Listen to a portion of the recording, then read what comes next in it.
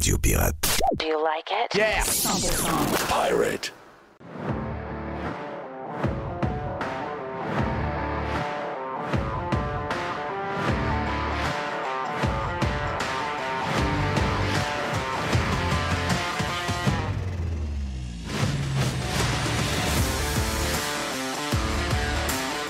C'est le premier Radio Pirate live sans Jeff. Pour vrai? C'est le premier. C'est jamais arrivé? Non, c'est jamais arrivé. C'est Moi, jamais tu sais arrivé. que c'est arrivé que j'ai fait un segment, pas de Jeff.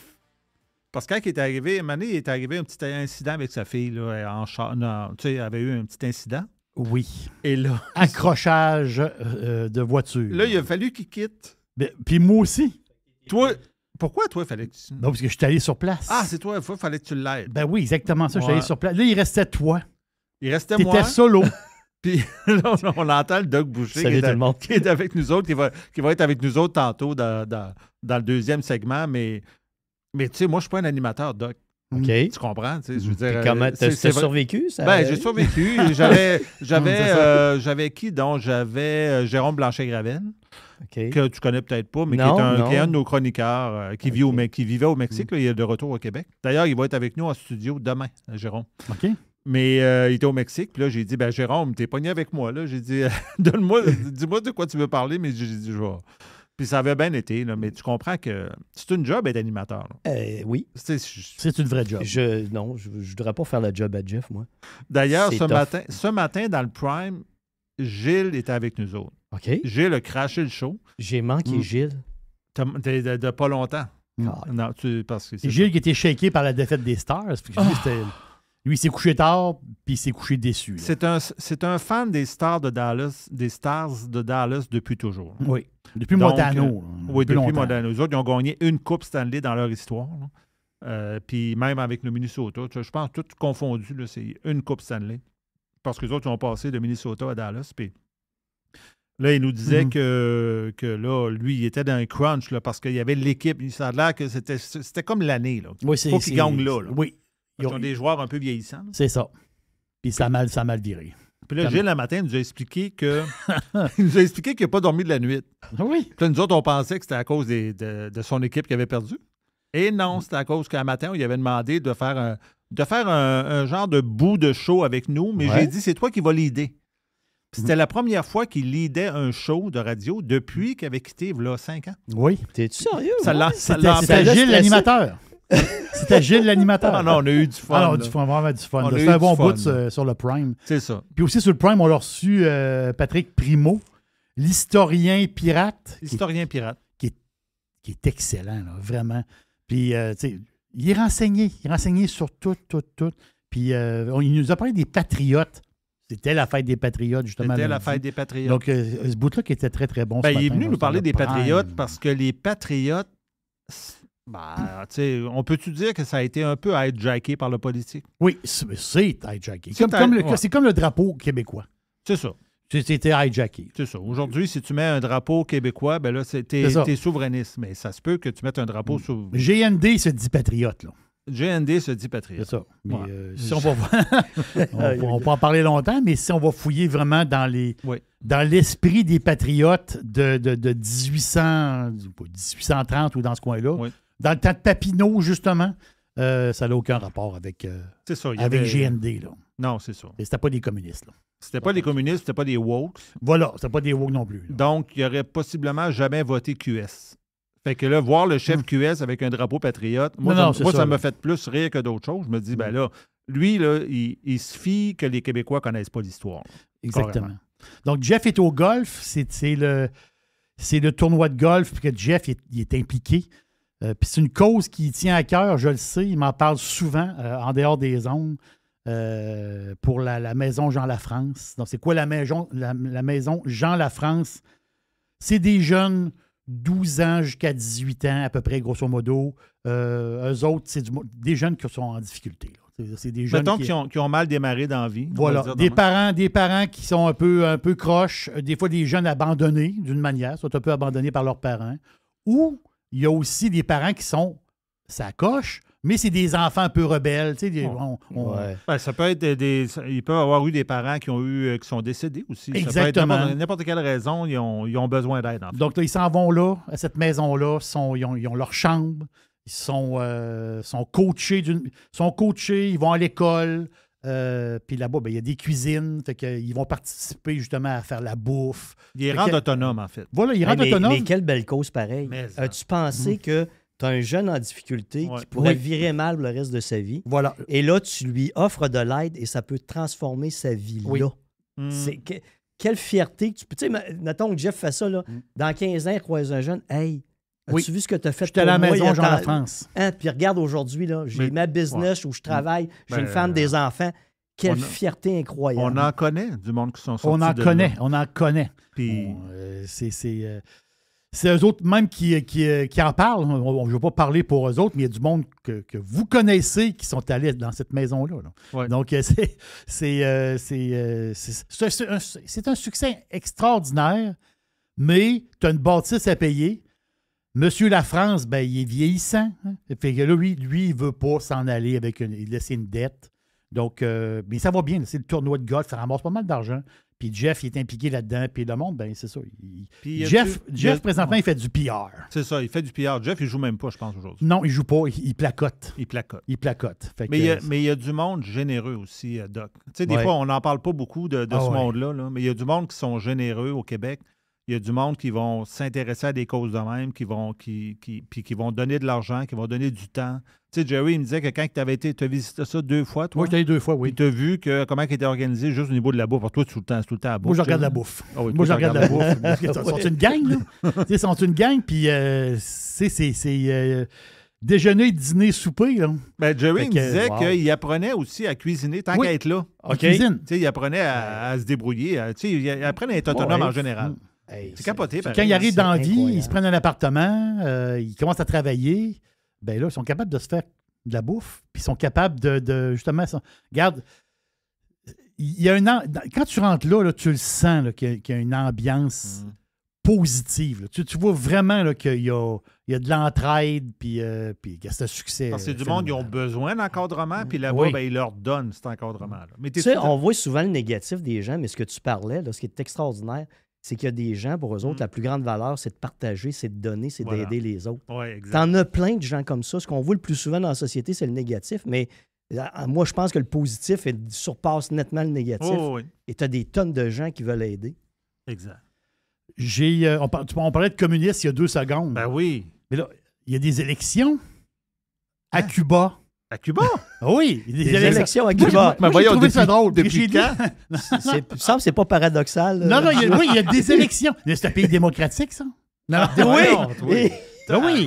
Non, non, mais quand je connais pas le système, comment que ça marche exactement Ouais, là-bas. C'est très familial, Joe. Mais ouais, c'est ça. C'est sûr que si tu es dans l'opposition, ben t'es pas dans l'opposition longtemps. On s'entend. Des fois, ça se peut que tu ailles travailler dans un champ. Tu sais, je veux dire, ils vont te trouver un travail. Tu sais, mettons, tu dis, moi, je veux être dans l'opposition. Je veux faire de la politique. OK. Dans quel parti que t'es, toi? Ah, moi, je suis dans le nouveau parti, là. OK, ça marche. Le lendemain, t'es dans le champ en train de faire de la canne à sucre. Oh, C'est là que tu te ramasses. Là. Ouais, c'est ça. C'est élection à Cuba, c'est 470 sièges. Il y a quand même du monde à l'Assemblée. ouais? Ils ont une Assemblée nationale. Oh, oui. Il y a 470 sièges. Ils ont eu une augmentation cette année? Ben, Non. Mais ça ressemble beaucoup à Québec. Ce qu'ils Eux autres, racontent, c'est pareil. sûr qu'ils ont une augmentation. Oh oui, eux Ouais, eux autres, autres, ouais. Eux autres, ils crevent pas de faim. Là. Non. Non, ils mangent pas juste des pois chiches, eux autres. là. Ça, c'est sûr. 263 femmes, 207 hommes OK. qui se présentent pour les élections. OK, la question woke. Y a-tu Oui. des monsieur, madame? Non. Il n'y a pas Je de pense monsieur, pas, madame? non, je pense pas. Ah. Pas- Non, mais c'est intéressant. Peut-être. Faut toujours Oui, poser non, la non, question. mais la question est valable. Peut-être. Ils les envoient dans les hôtels divertir les gens, peut-être. Je Ok, sais pas. ok, C'est- y a pas- Mais ce qui est drôle, c'est que il y a 470 sièges, mais il y a 470 candidats. Tu sais, en fait, compte, il y a un Ok, candidat je par. comprends. Il y a un siège, OK? Ouais. Mais on fait une élection. Parfait. Moi, je me présente pour le siège. OK, mais toi, t'es-tu dans un parti? C'est ça. Mettons, moi, je suis dans Charlebourg aux élections. tu sais. Oui. Je me présente dans Charlebourg, mais je suis tout seul à me présenter. T'es tout seul? Donc, puis, le monde, ils vont voter, ils oui. votent pour moi. OK. Oui, c'est ça. Mais ils ont le droit de voter. Oui, ils ont le droit de voter. Mais quand tu ouvres le carton, Il y a un gars. Il y a un Ou gars. une fille. quand tu ouvres le carton, C'est t'as ça. juste un choix. Mais tu peux-tu annuler ton vote? Mais, Non, parce que tu te fais tuer en sortant. Ouais, c'est ça. mais ce qui est drôle, c'est que pour être. Parce que, mettons, tu dis, moi, je veux être candidat. Parce qu'il y a beaucoup de monde qui veulent être candidat. Tu dis, ouais, parce que quand tu es candidat, tu te fais élire. Tu es tout seul sur le. Ça vote à peu près à 60% à Cuba, le taux de participation. OK, tu as le droit de pas voter. Ça fait une Oh, sortie. tu as le droit de ne pas voter. Non. Il donne. Mais on s'entend-tu que même s'il y a une personne qui va voter, c'est pas grave. Sur le coupon, il y a une face. C'est ça, c'est moins grave. Mais moi, la personne qui veut avoir sa face sur le coupon, Ici, ouais. eux autres, il faut qu'ils passent devant une commission parlementaire. OK. OK, ça marche. Donc, le Cubain Oui. qui dit moi, je veux me présenter dans mon comté, mettons. Oui. Combien faut qu'il donne? Lui, il faut qu'il s'en aille devant une commission. Puis la commission, c'est des élus communistes. Ils te demandent une chose. Es-tu membre du Parti communiste? Là, tu dis non. Non. Tu ne seras pas choisi. Si tu dis oui, ils vont dire ah, OK, on va peut-être te prendre. Là, il y a des gens qui se présentent à la commission. Puis là, ils en choisissent une personne qui va se présenter, mais c'est la seule qui se présente. Donc, elle est élue. Cuba, là, c'est... Eux autres, ils veulent avoir l'air démocratique. Parce que ils veulent donner un look Hey, démocratique. je te dis qu'ici, c'est pas comme ça, hein? Ben non, ça ressemble pas Ouais. C'est Ils ont-tu le droit de dire... ils ont-tu le droit d'obstiner les décisions de leur chef? Non. OK. Non, Ben, non. maudit, Tu passeras pas la comment ça? commission. Moi, il y a quelques similitudes de... Oui, c'est ça. Mais ça s'en vient de même ici. Vraiment, là. Ben, Donc, je trouve que c'est un beau modèle électoral. Oui, c'est un bon modèle. J'ai trouvé ça. c'est beau. J'ai trouvé ça. Il faut que je vous parle. Il faut que je vous parle d'une petite patente de bourse. Lundi, parce que lundi, nous autres, on était en congé. OK? On faisait d'autres choses. On était dehors. On faisait nos affaires. Puis c'était la fête des patriotes. Mais aux États-Unis, la bourse était ouverte. Ouais. Il n'était pas en congé, eux autres, là-bas. Fait que l'affaire, c'est que vers 10 heures à peu près, grosso modo vers 10 heures, la bourse a fait comme un pic par en bas, puis elle a remonté après. Mais juste un pic. Boum, boum. Ouais. C'est tombé bizarre, un pic demain, c'est bang. Bang. C'est quoi, je pense que le Dow Jones a perdu un genre de 200 points. C'est sûr qu'il y a des journées qui perdent 500 points. Là. Mais je veux dire, mais c'est juste le pic en peu de temps. Un drôle de pic. Mais là, ils ont trouvé pourquoi. Nasdaq aussi a baissé. L'SP500. Bing, bing, ça a descendu, mais ça a remonté tout de suite. L'affaire, c'est que il y a... Ça, on rentre dans un monde particulier. Je vous le dis, là. OK? Parce que là, on parle d'argent, on parle de bourse. Ce qui s'est passé, c'est que sur les réseaux sociaux, ben, c'était plus sur Twitter, il y a un compte qui s'appelle Bloomberg Feed. Tout le monde connaît Bloomberg, mais c'est comme une copie de Bloomberg. C'est un peu funné, là, on peut dire. Parce que le vrai Bloomberg, c'est Bloomberg News, là, ou chose comme ça.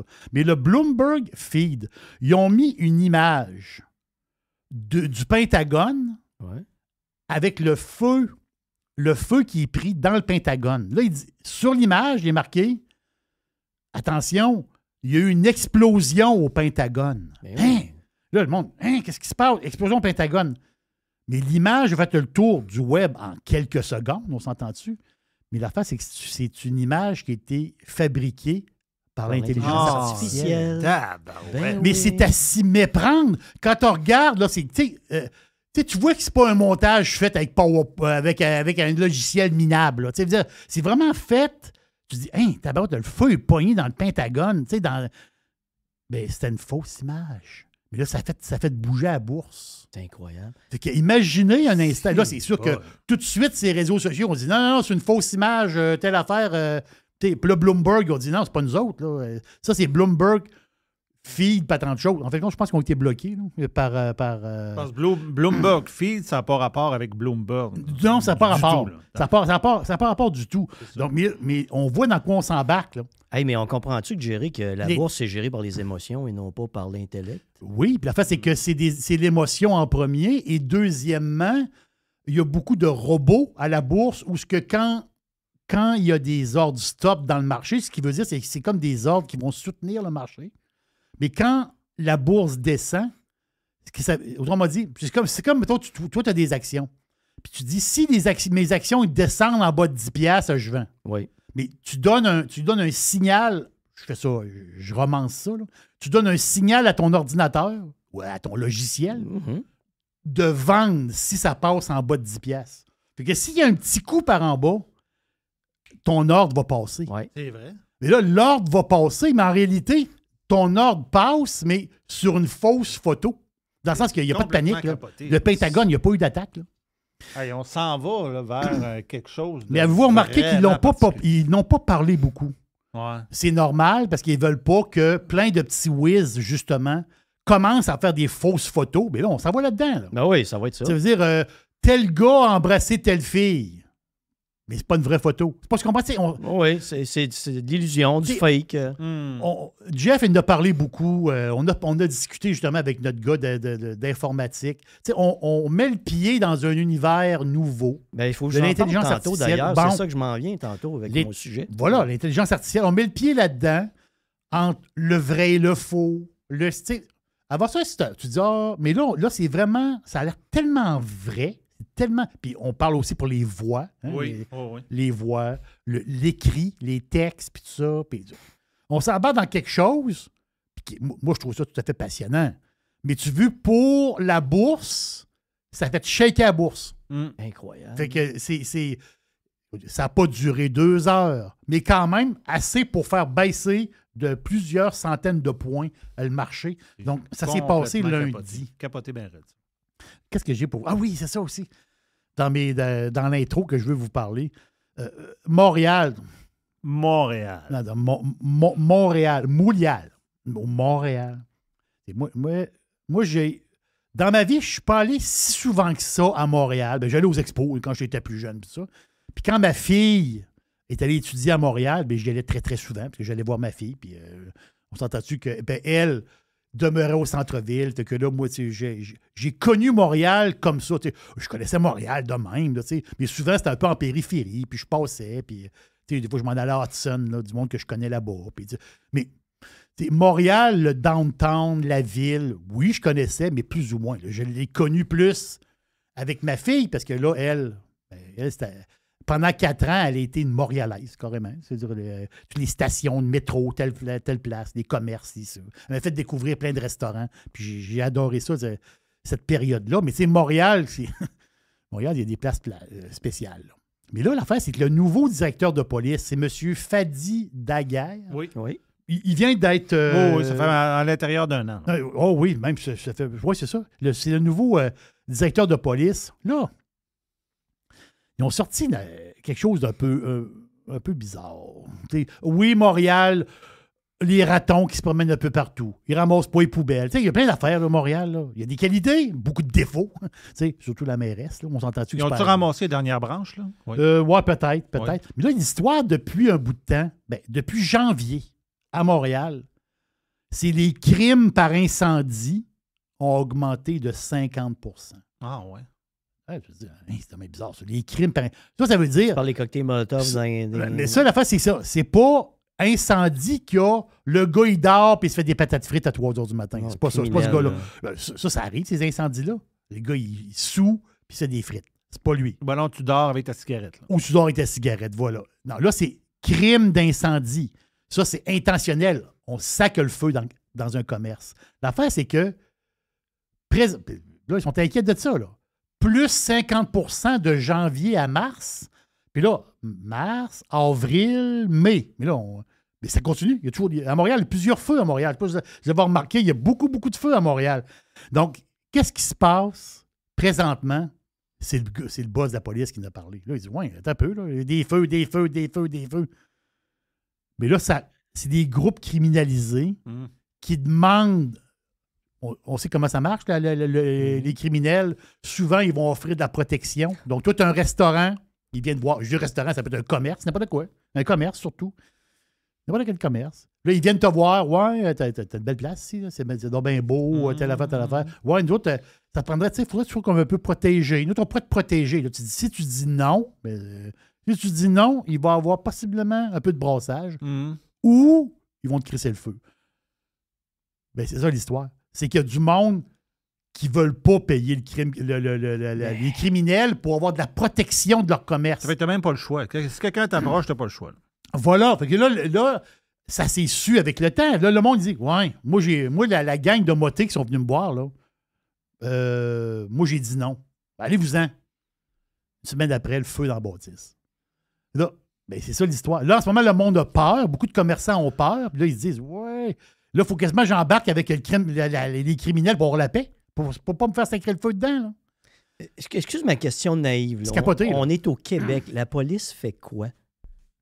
Tu sais, oui, tu vois ça dans les pays de cul, là, mais ici, au Québec... Mais ton chef de police, il a dit quoi? Là? Il a-tu réagi? Ben là, la fait, c'est que là, il a avoué que c'était ça la cause. Parce qu'à un moment donné, tu te dis, c'est quoi ce paquet de feux-là? À un moment donné, c'est pourquoi ces feux-là? Ben, la cause, c'est ça. La cause, c'est des criminels qui mettent le feu dans des commerces des gens qui ne voulaient pas embarquer avec eux autres. Mais ça n'arrête pas.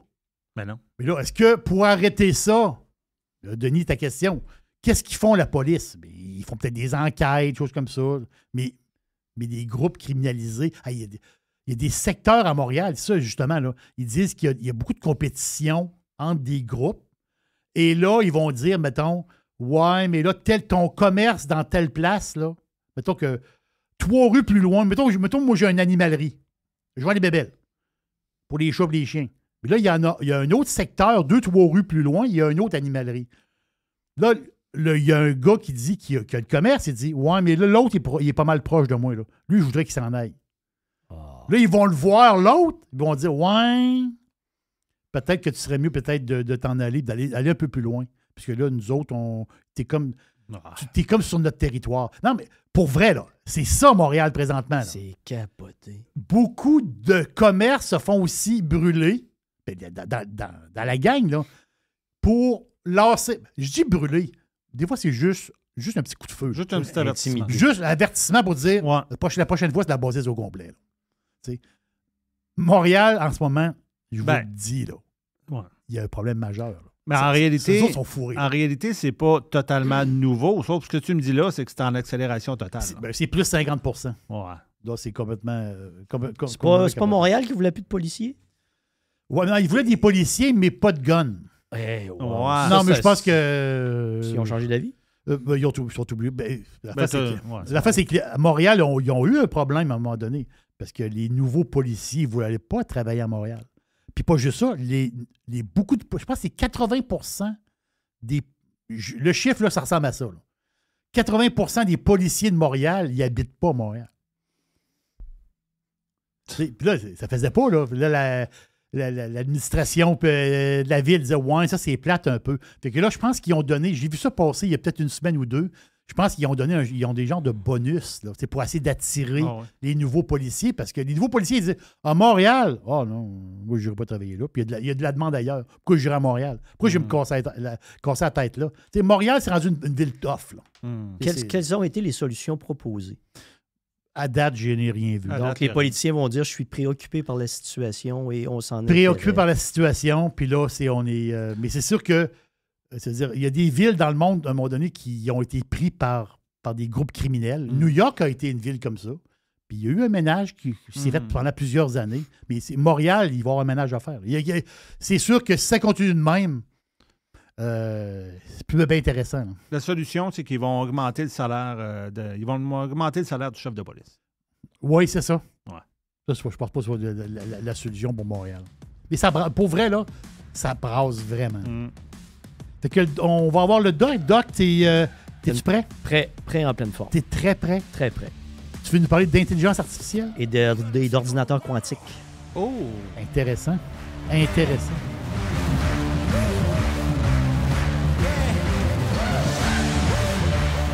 I love it. Radiopirate.com. Radio Pirate. The Revolution. Radiopirate.com. Fresh 100%. 100% pirate.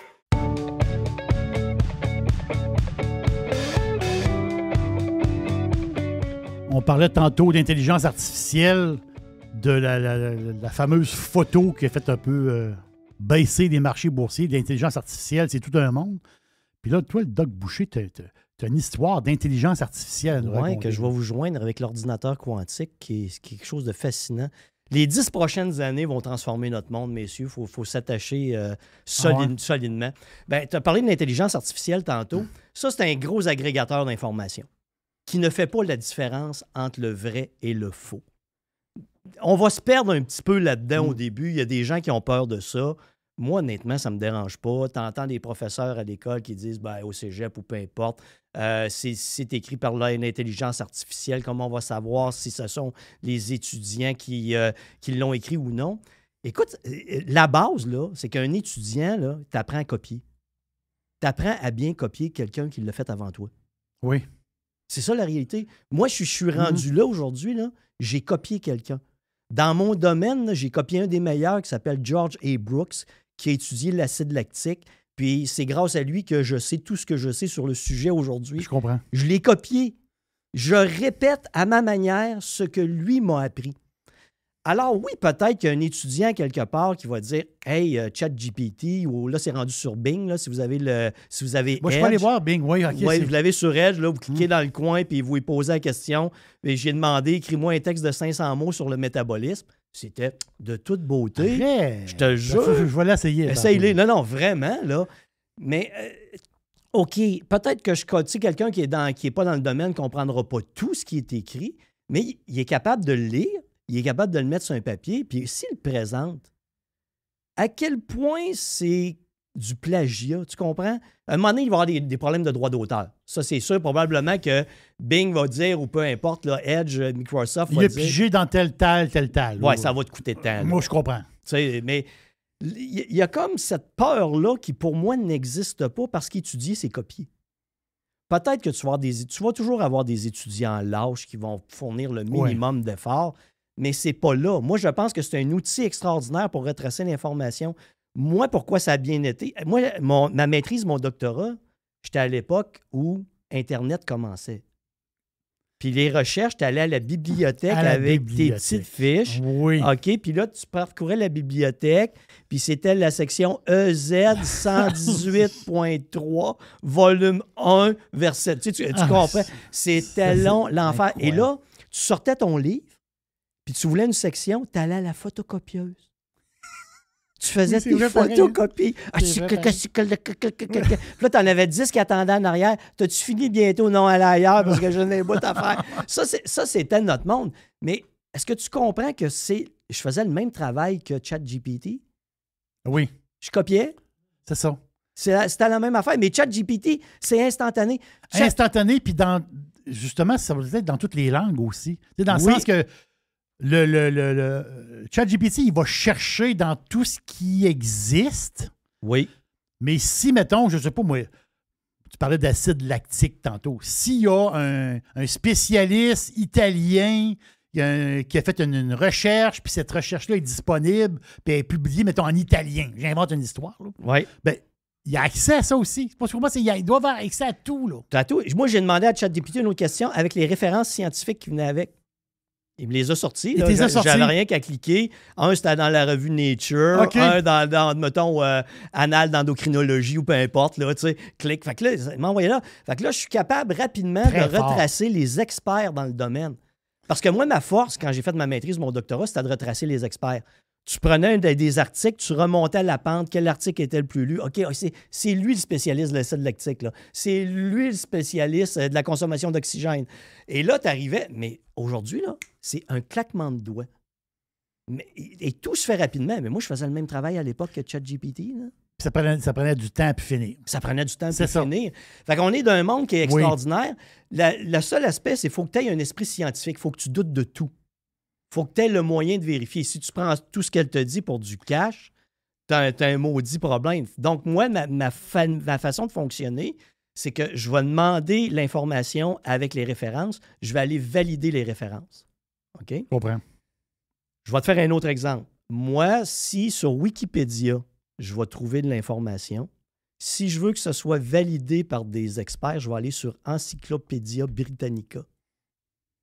qui est une même version Internet, mais validée par les spécialistes. Fait que Wikipédia, tu peux avoir des informations qui sont Super pratique. Super facile, pratique. c'est ça, oui. Tu n'es pas sûr que c'est valide, tu vas sur quelque chose qui est géré par... Donc, notre capacité... ChatGPT n'est pas dangereux. Ça va être notre capacité à prendre l'information et valider si cette information-là est bonne ou mauvaise. Et c'est juste ça qui va se passer. Et pour les étudiants, mais comme je dis, on apprend à copier les autres. Fait que c'est juste qu'on va copier plus vite. Et moi, ce que je trouve intéressant, c'est que le monde accélère. Le monde va très vite. On apprend beaucoup plus vite. Regarde les jeunes aujourd'hui. On a le même âge à peu près de gérer. Oui. Tu te souviens-tu de notre jeunesse, comment c'était lent? Comment tout était lent? Oh, il y avait une lenteur, ça c'est Il y sûr. avait une lenteur Oh, oui. épouvantable. Ah oui. Notre structure d'apprentissage était lente. On lisait des livres, on répétait de l'information. Tu regardes un jeune aujourd'hui sur un ordinateur qui fait des affaires que moi, je ne suis même pas capable de comprendre. Il n'y a personne qui a montré. Il l'a tripoté lui-même. OK? Ah oui, c'est Je un fais, autre- des un pod- autre univers. je fais des podcasts vidéo. Je fais des montages. Mon petit-fils de 12 ans, il m'arrive. là. Puis, gars, papy, ce que j'ai fait là, Oui. pour TikTok. Donc, Mais t'es vieux, c'est un petit-fils de 12 ans. Ouais. Hey, mais j'ai dit, mais comment t'as fait ça? Ah, ben j'ai fait ça avec CapCut, papy, puis telle autre affaire pour faire le montage, le dessin en arrière. C'est hallucinant. Ils ont une vitesse d'apprentissage. Donc, tout va s'accélérer parce que nos cerveaux ont appris à gérer la rapidité de l'information. On est dans un monde qu'on appelle à haute vélocité.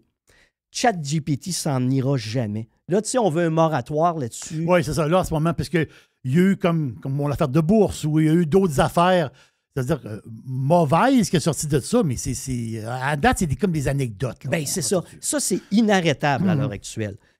Maintenant, l'autre affaire qui s'en vient, c'est l'ordinateur quantique. Ah, c'est quoi ça exactement? OK, là, il faut que je vous explique ça. Oui. L'ordinateur, tous les ordinateurs qu'on a ici, ce sont des ordinateurs digitaux qui travaillent avec des bits d'information, des 0 et des 1. OK? Ils ont des limites. Vous connaissez la loi de Moore qu'à tous les 18 mois, la mémoire augmentait par 2 fois. Là. Bon, la loi de Oui. Moore arrive à sa fin parce que les microchips qui sont dans nos ordinateurs sont à l'heure actuelle de 20 atomes de large, OK, les transistors. Quand tu arrives à 5 atomes de large, tu tombes dans le monde quantique. Ça veut dire que les électrons diffusent, ils partent. Il n'y a plus rien de stable. Donc, on ne sera plus capable d'améliorer la vitesse des ordinateurs à un moment donné. L'ordinateur quantique, lui, il stocke l'information sur la plus petite chose qui existe dans l'univers, l'atome. OK. Ce qui veut dire que c'est des millions de fois plus puissant que nos ordinateurs digitaux. Il peut faire des milliards d'analyses en une fraction de seconde, ce qui prendrait des années à nos ordinateurs à faire. L'ordinateur quantique, OK, je vous dis qui est dans le portrait. Google, Sycamore comme ça pour son ordinateur quantique. IBM est dans la course. IBM est probablement en avant. OK? Tu as la Chine qui est évidemment là-dedans. En Amérique du Nord, de ce que je comprends, le système serait électrique, puis en Chine, ça serait un système optique avec laser. Je comprends pas, tu sais, il y a des particularités trop physiques que je départis pas, là, parce que c'est pas mon domaine. Mais à l'heure actuelle, l'ordinateur quantique est limité à certains types d'analyses pour certains scientifiques. OK? IBM, je pense qu'ils ont ouvert l'accès au public en partie à leur ordinateur quantique. Si vous allez regarder un ordinateur quantique, ce qui est fascinant, c'est que tu vas voir une photo, tu vas voir un gros système énorme. OK? Ça, là... Je vois ça, là, regarde. Bon, le gros système On dirait énorme... une espèce de... Oui, mais ça, c'est pas l'ordinateur quantique. Tu sais quoi? Ça, c'est le système de refroidissement. OK. OK. Parce que... Je cherchais une bouteille de vodka à travers. Ça avait l'air comme dans un genre de bar. ça, un illuminé, gros là. bar. Ton ordinateur quantique, ça doit être une petite boîte en Oui. bois de ça. OK? Wow. Toute petite. Ça, c'est le système de refroidissement. Pourquoi il faut que ça soit refroidi? Il faut que ça soit refroidi au zéro absolu. Le froid qu'il y a dans l'univers. OK? Parce que tes électrons ne seront pas stables. Et si tes électrons ne sont pas stables, tu n'es pas capable de stocker de l'information sur un atome. Alors, ça te prend ça. Et la moindre vibration, si ton ordinateur quantique est proche d'une autoroute, il y a un camion qui passe et que ça vibre, tu perds tes informations. Ton ordinateur quantique Ouais. ne fonctionne pas. OK? Donc, ça, on en est là à l'ordinateur quantique. Le breakthrough, de ce que j'ai compris, va se faire dans 10 ans. Où là, ça va être rendu accessible à tout le monde. Et là, tu vas avoir un ordinateur quantique qui va être capable de faire des milliards d'analyses, qui va être probablement 1 trillion de fois plus puissant que nos ordinateurs. 1 trillion. 1 million, 1 milliard, 1 trillion. Ah, ça n'a pas de sens. Et là, c'est fou. Prends la médecine. Si je fais une recherche en médecine, qu'est-ce que je fais? Je prends un groupe contrôle et un autre groupe expérimental. Okay? Donc, un groupe témoin, un groupe expérimental. Et là, je soumets mes sujets à des tests. Je compare les données. Et ça peut me prendre des années pour développer un médicament, obtenir de l'information. Un peu comme, tu sais, tu as un groupe, là, ils font un test, il y a un placebo d'un bord, puis ceux qui prennent la pilule de l'autre bord. Exactement. Tu sais, ils vont analyser ça de même, puis là, ils vont voir ils vont comparer. Là. Bon. Les tests génétiques, on a débloqué le génome humain. On sait qu'on est composé d'à peu près 20 000 gènes. On sait qu'un gène produit des protéines, mais on ne sait pas tout là-dessus parce que c'est des analyses très longues. Tu comprends? Là, ce qui va arriver, c'est que l'humain va devenir un laboratoire virtuel. C'est que tu vas être capable de savoir ce que toutes les molécules de ton corps font en temps réel. Tu vas savoir comment tes gènes réagissent en temps réel. Tu vas savoir comment une maladie évolue, avec quelle protéine, quelle défaillance dans le système génétique, à quel moment ça se produit et comment tu peux contrer ça parce que toutes les analyses qui prendraient des dizaines d'années à faire dans nos standards habituels vont se faire instantanément. Donc, tu vas arriver à un monde de médecine personnalisée où on va être capable de te modéliser. Moi, la modélisation a commencé pour moi. La modélisation humaine, c'est qu'on veut accélérer le processus en disant hey, si j'analyse tout le temps des humains, là, ça va être long avant que je comprenne quelque chose. Est-ce qu'il y a un moyen que je crée un modèle humain que je peux mettre en situation virtuelle pour obtenir de l'information? OK?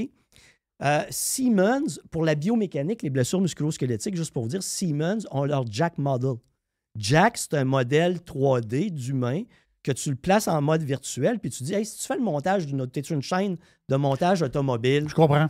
Puis je te fais faire tant de répétitions de mouvements à telle hauteur en fonction de ta grandeur. Est-ce que tu as des chances de te blesser? C'est quoi tes risques de Donc, virtuellement, ils ont un genre, je ne dis pas robot, mais ils ont un personnage virtuel qui représente un humain. C'est ça. Carrément, là, ça, c'était à la base. Puis moi, quand j'avais... Les muscles, les tendons, les ci, les ça, l'humain. Exactement. Puis juste pour vous dire, moi, je les avais rencontrés, Siemens. Capoté, ça. C'est capoté, hein? Eux autres faisaient une présentation. J'étais dans le même batch de présentation d'eux autres. Eux autres faisaient une présentation sur le Jack Model. Puis moi, je faisais une présentation sur la physiologie, sur la fatigue musculaire. Et après ça, les gars sont venus me voir et ils ont dit, tu sais, Denis, nous autres, là, notre Jack Model, il est basé sur des modèles biomécaniques, mais pas sur des modèles de physiologie de fatigue humaine. On serait-tu capable de joindre ça? La discussion s'est arrêtée là, on n'est pas allé plus loin, mais tu comprends qu'on est à des bases de modélisation humaine qui vont s'accélérer et grandir à une vitesse exponentielle pour arriver que tu vas vouloir tester un médicament au lieu de passer par toutes les étapes de test. Tu vas avoir un laboratoire virtuel où là, ton ordinateur quantique va tester en même temps, en une fraction de seconde, tous les impacts du médicament, les possibilités en fonction de différents types de personnes. Ça va se faire comme ça. Ce qui va arriver, c'est que là, on va découvrir de la médecine personnalisée, de pointe, et on s'en va vers l'immortalité. On va prolonger la vie grandement des individus. Parce que la mort, mourir, vieillir, c'est quoi? C'est nos gènes produisent des protéines. Notre corps est constitué de protéines qui ont des actions spécifiques. Oui. Tes cellules du foie sont différentes de tes cellules des reins. Mm-hmm. La base de ça, c'est des protéines. Le vieillissement, c'est qu'au fil du temps, tes gènes ne sont pas capables de reproduire parfaitement les mêmes cellules. Ils ne sont pas capables de reproduire. C'est une photocopie d'une photocopie d'une photocopie d'une photocopie. Tu perds de la précision. Tu perds de la qualité, autrement dit. Oui, c'est ça, je comprends. Et ça, c'est ça le vieillissement. C'est ça le vieillissement. Tu as des cellules qui deviennent défaillantes, qui causent le cancer. Mm-hmm. Donc, ils deviennent un métabolisme totalement fou. Et là, comme le métabolisme de la cellule est fou, il devient une cellule cancéreuse qui envahit les autres. C'est ça un cancer. Alors, qu'est-ce qu'on va faire? C'est qu'on va arriver, parce que moi, ce qui m'intéresse beaucoup, je te donne un exemple, c'est le métabolisme d'une cellule cancéreuse. Comment elle se comporte? Qu'est-ce qu'elle brûle comme énergie? Pourquoi elle brûle si vite? Ça, c'est un sujet qui me fascine parce que j'ai travaillé dans le métabolisme tout le temps, de toute ma vie, là. Et là, ce qu'on va arriver, c'est qu'on va arriver à comprendre toutes les étapes, toutes les métabolites. Écoute, il y en a des milliers. Des métabolites, c'est une molécule. Prends le glucose, là, qui va se faire transformer dans le corps. Bien ça, les transformations, les autres molécules qui sortent, on appelle ça des métabolites. Mais tout ça a une interaction dans le corps. Notre corps, c'est un système de communication au niveau neurologique, au niveau hormonal, au niveau des protéines. Tout est Quelle machine pareille, hein? C'est incroyable. Puis les protéines, ce qui est fascinant, c'est que c'est une petite bebelle à 3 dimensions. C'est qu'une protéine, dans ses qualités, c'est qu'elle se replie en 3 dimensions. Elle a une manière de se replier. OK? Je vais vous faire un autre exemple. Un de mes collègues d'antan travaillait pour l'Agence spatiale canadienne. Lui travaillait sur l'étude des protéines dans l'espace. Pourquoi les protéines dans l'espace? Parce que dans l'espace, il n'y a pas de gravité, les protéines se déplient, se déploient. Fait que c'était le seul moyen qu'il y avait d'étudier une protéine sous un autre angle. Il fallait qu'ils étudient en haut. Il fallait qu'ils étudient en haut. Et là, ce qu'on va faire, ce qui va arriver, c'est que tout va s'analyser tellement rapidement qu'on va trouver des nouveaux médicaments, on va trouver des nouvelles thérapies génétiques. Ça, il en parle depuis un bout, justement, des médicaments spécialisés à toi. À toi, avec un dosage précis. Ça s'en vient. Là. Telle molécule, telle affaire, tu es à tel stade. Justement, mais si tu es surveillé, si tu es très, très surveillé, justement, ils savent exactement, quasiment à l'heure près, tel stade que tu es rendu, tel médicament tu vas avoir, tel... C'est fou, là. Oui. La grosse crainte maintenant, c'est les gouvernements, pour l'ordinateur quantique. L'ordinateur quantique peut briser n'importe quel code d'encryptage de protection instantanément. OK. Donc, vous pouvez penser à la NASA, vous pouvez penser au Pentagone, vous pouvez penser au secret d'État. Si ça tombe dans des mauvaises mains, tu veux dire, si ça tombe dans des mauvaises mains, là, ça va mal. Donc, eux autres sont très aux aguets de ça parce que, qu'est-ce qu'on va faire? Comment on va, nous autres, protéger nos données par la suite? Oui. Fait que là, ils sont en train de jaser comment on va, nous autres, mettre nos données dans le monde quantique pour arriver à comprendre ça. Puis peut-être faire une différence pour les gens qui ne sont pas dans la notion de monde quantique. Là. Pourquoi c'est si puissant? C'est qu'un électron peut exister à plusieurs endroits en même temps. Ça, c'est le monde quantique. Personne ne comprend pourquoi. Là. Un électron peut exister à plusieurs endroits en même temps. Tu sais, le modèle d'un atome, là, que tu as le noyau et tu as l'électron qui tourne alentour. Oui.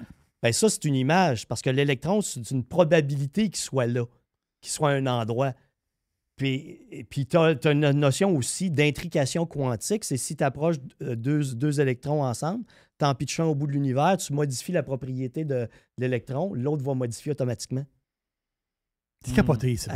Fait que tu tombes dans un monde qui est incroyable, qui a un développement fascinant. Il appelle ça la main de Dieu à un moment donné, dans le sens que c'est des questions qui n'ont pas de réponse présentement. Qui n'ont pas de réponse présentement, mais ça nous amène, puis c'est drôle que tu dises ça, parce que l'information que je suis allé chercher, c'est de Michio Kaku, qui est un physicien, et que lui, il dit, écoute, on est en train de trouver la formule de Dieu. Ah oui? Comment gérer l'univers? Je vous recommande un très bon livre, c'est Dieu et la science.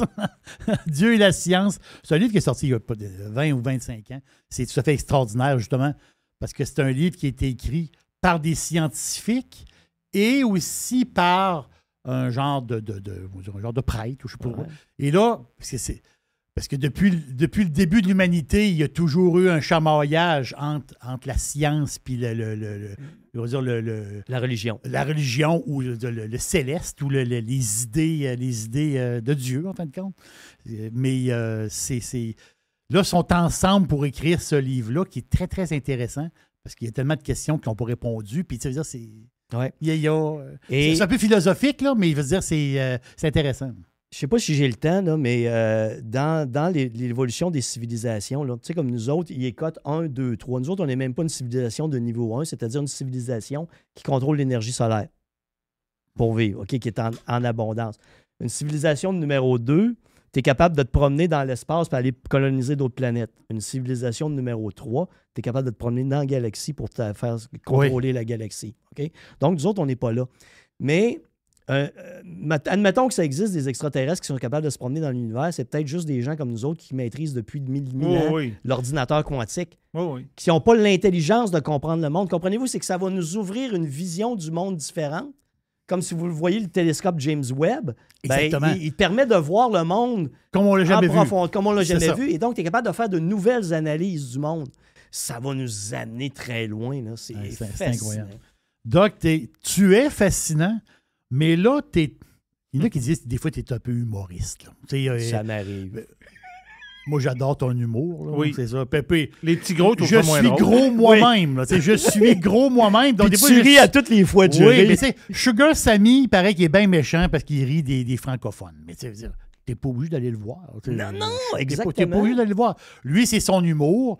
Puis là, son dernier spectacle, je pense qu'il picasse pas mal les Franco. Mais il y en a qui veulent le canceller, là. Ouais, ben, c'est ça, là. Ah oui, carrément. Je sais. Va pas le voir, ça finit là. Mais toi, on peut aller te voir. Hey, mon premier show d'humour. Non, ça, là. arrête. Le 26 Je septembre. m'excuse, là. Voilà pourquoi tu resteras gros toute ta vie. 30 ans d'histoire de gros à vous raconter. 30 ans d'histoire de gros. Hey, un concept innovateur, humour et insulte. Oui. OK, ça marche. Si vous êtes gros, ben bonne chance pour aller voir le show. Bonne chance. Oui. Hey, je vous souhaite vraiment d'avoir un sens de l'autodérision, là. Oui. Parce que ça va faire mal, là, vraiment. Surtout là. si vous êtes assis dans la première rangée. Là. Oui, si vous êtes assis dans la première. Écoute, là, c'est vraiment pas de limite, là. Tu sais, des fois, je me calme, j'essaie de faire attention comprends. à Ben ce oui, que je comprends. dis. Mais là, tu t'es gâté. Là, je me gâte. Oui. J'ai loué la scène Le Bourgneuf pour le 26. Scène Le Bourgneuf, le C'est ceux 26 ceux qui septembre. veulent des billets, le denisboucher.com. Vous allez là, vous allez avoir le lien pour acheter votre billet. J'espère que je vais avoir beaucoup de pirates qui vont rire, parce que je sais qu'eux autres, il n'y a pas de problème avec l'autodérision. Oh, Pas de problème. Puis s'amuser, là. Écoute, non, hey, je suis en train d'écrire le show. Je suis en train de me dire, c'est épouvantable. Puis j'ai vraiment marché. J'ai vraiment Trouve-toi marqué. toi-même. Écoute, puis pour avertir tout le monde, Il t'avait de se canceller lui-même. avec de me canceller lui-même. Le titre, c'est Voilà pourquoi tu resteras gros toute ta vie. C'est marqué le spectacle le plus méchant et insolent jamais présenté sur la perte de poids. Donc, je veux que tout le monde soit au courant OK. en achetant le billet. Donc, Mike Ward, Mike, t'es pas assez hot.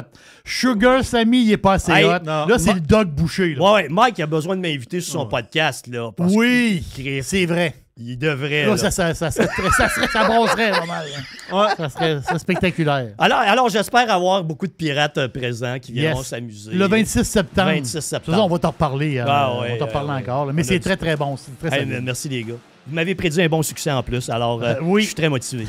Puis on a la suite des idées parce qu'après la pause, on reçoit Dodu. Oui, il est Dodu. Non, mais il n'est pas vraiment Dodu. Salut mes dodus. Il est pas...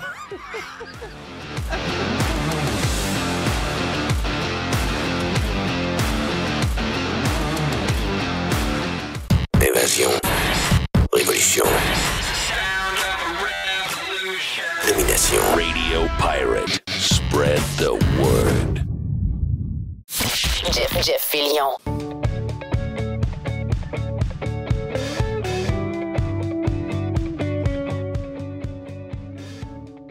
On a Dodu qui est là, qui n'est pas réellement Dodu. Et Dodu va... On l'a fait analyser par le doc, hein, by the way. oui. Ouais. Le Doc a dit il Je est suis assez correct. content. Oui. Doc a dit, oui. non, il dit, il est parfait, Dodu. Là. Il n'est pas Dodu. Je suis assez Dodu. content d'avoir un avis médical pour enfin laisser savoir à tous les pirates que non, je ne suis pas vraiment dodu. là. C'est une histoire de narratif. Là. On va arrêter de me faire écœurer un peu. Là. Simonac. Doc, tu vas nous Hey, parler de Ron DeSantis. Moi, j'aime beaucoup DeSantis. J'aime ce qu'il représente. Je trouve que sa femme est magnifique. La belle famille, les Bambinos. Je trouve qu'il est rafraîchissant. Puis je pense que, sans le connaître réellement, il a l'air d'un gars qui pense comme moi. Là. Mais là, DeSantis... Ben oui, puis il fait très présidentiel. Ah, c'est incroyable. C'est On va se le incroyable. dire. Là, puis le petit modèle de la famille pour le peuple américain, etc. Mais là, juste savoir, les gars, là, on est rien que nous autres. Hein. L'animateur du concours de panache, il n'est pas là aujourd'hui. Non, il n'est pas là. Il est au golf en Ok. train... Ben, il est au golf. L'affaire, c'est qu'il joue pas. Il placote. Il fait du Ok, PR. ok. Il fait du PR. OK. Ah, c'est ça l'histoire. Mais oui, Jerry, je voulais te parler de ça parce que là, il y a eu beaucoup de rumeurs, puis ça a été confirmé par l'équipe politique de DeSantis. Il lance sa campagne officiellement ce soir sur Twitter. Mais Donc là, on a quelque chose sur Twitter, d'intéressant. là. exactement. C'est sur le compte d'Elon Musk. si vous avez votre application Twitter de pas loin, il y a une nouvelle icône depuis plusieurs semaines qui est l'icône du milieu où ce que ça s'appelle des spaces. Donc, je ne sais pas le mot français qu'ils utilisent, là. Ouais, Mais je vais ça, aller voir Jerry, ça. c'est comme si... Mettons, toi, Jerry, tu pourrais dire, par exemple, je relance mes conférences. Mais là, ça, c'est sûr que c'est juste en audio pour l'instant. J'imagine que ça va devenir vidéo. Mais tu peux te lancer une space. Fait que vous pourriez dire, vous autres, les gars, on fait un space radio pirate en après-midi, puis on parle à nos pirates, puis on fait un genre de podcast. À un moment donné, ça pourrait être sur subscription ou ça pourrait être gratuit. Oui. Donc là, Elon Musk, il va faire un space, une genre d'entrevue, si tu veux, avec Ron DeSantis à 6h PM ce soir. Lance officiellement sa campagne présidentielle. On a eu un petit avant-goût hier sur Twitter, justement, sa femme qui a mis une vidéo comme quoi que, tu sais, bon, là, des fois, il y a des époques un peu plus noires. Par après, il faut que ça suive avec de la lumière, etc. Est-ce qu'on est... puis là, le slogan, en gros, c'était « America is always worth it ». Donc, c'est un bon vidéo qu'ils ont lancé. Donc, ça se lance officiellement à soir, Jerry, mais je voulais vous parler de ça parce que c'est très intéressant. Comment que Trump s'est fait connaître et comment il a changé la politique en 2016, c'était parce qu'il était sur Twitter. Oui. Il a changé toute la patente. Lui, il y avait, tu sais, les médias. Hey, Jerry, on écoutait des médias grand public à la TV, puis il y avait des screenshots de tweets, là. Parce qu'il était en train d'expliquer c'est quoi qu'il allait faire là. Tu sais, il n'y avait pas de communiqué, puis il n'y avait pas d'histoire de on va faire tel. C'était tout. Ça a comme un peu révolutionné la façon de faire campagne. Il n'y avait pas. Tu sais, c'est l'histoire de filtre. Autrement dit, c'est comme si tu avais. On dirait que c'était le gars direct qui nous parlait à nous autres. Il n'y avait comme pas de filtre. Là. C'était direct. C'est ça. Pas de middleman, puis on se fait parler direct. Puis là, ben, Trump, il a lancé sa campagne il y a quelques mois parce qu'évidemment, c'est les deux gros ténors qui font s'affronter dans les primaires pour savoir qui va aller à la présidence. Mais je trouve ça vraiment intelligent et ça montre justement l'approche que le gars va avoir, que DeSantis va avoir. Parce que je ne sais pas si vous avez pogné, récemment, il y a eu justement un sondage qui s'appelle Harvard Caps Harris Polls qui est sorti. Puis ça parlait justement des figures les figures politiques les plus favorables aux États-Unis. Et c'est qui le top 3? Numéro 1, Elon Musk. Numéro 2, Donald Trump. Et numéro 3, Ron DeSantis. Okay. Donc là, si on comprend bien, Jerry, selon le sondage Harvard Caps Harris, tu as le top 2 qui vont être top 2 des figures politiques influentes aux États-Unis, selon ce sondage-là, qui vont être ensemble ce soir dans une space sur Twitter qui risque d'être écoutée par des millions de personnes. Là. Oui. Fait qu'on commence à voir la tendance, la tangente. Donc, j'ai l'impression que DeSantis va vraiment utiliser la recette plus que Trump utilisait dans le temps, où ce que là, on le sent qu'il est peut-être un peu plus dépassé par les événements. Puis il y a tout le passé politique qui traîne avec lui, qu'il n'y avait pas en 2016 aussi. Là. Mais ça va être intéressant de suivre ça, parce que si c'est vraiment cette nouvelle approche-là, écoute, là, tu as un Tucker Carlson qui va lancer son show sur Twitter. Tu as un paquet de gars qui ont annoncé qu'ils allaient faire leur podcast sur Twitter maintenant, incluant Tucker Carlson, comme j'ai dit. Donc, on va voir où est-ce que ça s'en va, mais ça va être très intéressant de suivre ça. DeSantis, c'est un vrai de vrai, mais il faut toujours... Moi, si tu me demandes, il y a probablement 95% des affaires qu'il fait ou qu'il dit que pour la majorité du temps, je suis d'accord avec lui. Mais c'est tout le temps des politicos, Jerry. Et il faut tout le temps être prudent avec des Christie de politicos. Ça, c'est sûr. Tu sais, comme là, je sais, entre autres, ils ont dû passer... ils ont passé une loi. Il y avait la majorité en Floride. Il y avait la loi qui s'appelait « Resign to Run », donc où n'importe quel élu en Floride devait démissionner de son poste s'il était pour faire campagne pour devenir président ou pour être au Congrès.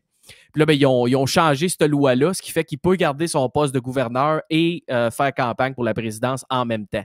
Donc là, je ne sais pas comment ça va arriver, mais tu sais, ça, c'est une patente de politicos que on va faire j'ai la majorité, je vais faire changer la loi, on va faire ci, on va faire ça. Oui. Mais overall, j'ai hâte de voir comment que ça va aller, parce que c'est sûr que ça va s'égratigner un peu. Là. Mais là, dis-moi, l'affaire, c'est que DeSantis se lance, mais je ne sais pas si je suis dans le champ.